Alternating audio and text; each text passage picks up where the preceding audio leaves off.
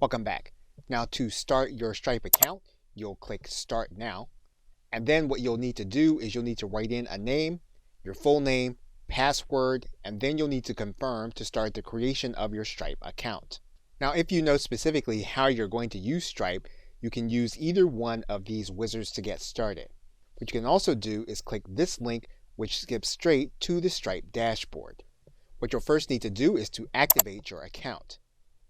And once you have started your account, you'll notice that you should have an email that you've already sent. If you haven't received that email, you're going to click this button that says Resend Verification Email.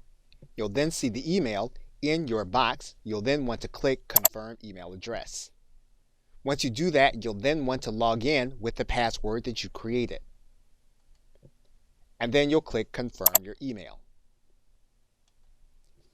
You'll then need to complete the rest of the activation process, including your business address, your business phone, your business entity, your employer identification number or tax ID number.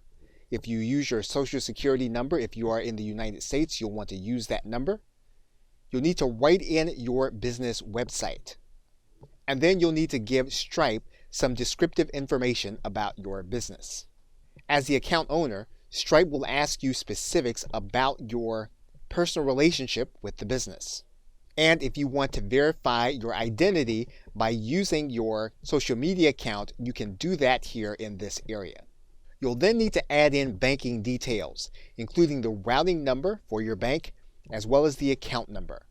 You can also add in two-step authentication to protect your account.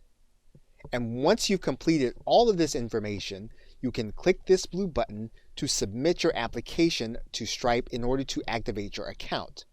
If you need to come back and fill in more information, you can click this button that says Save for Later. Okay, so with that, thanks, and I will see you in another video.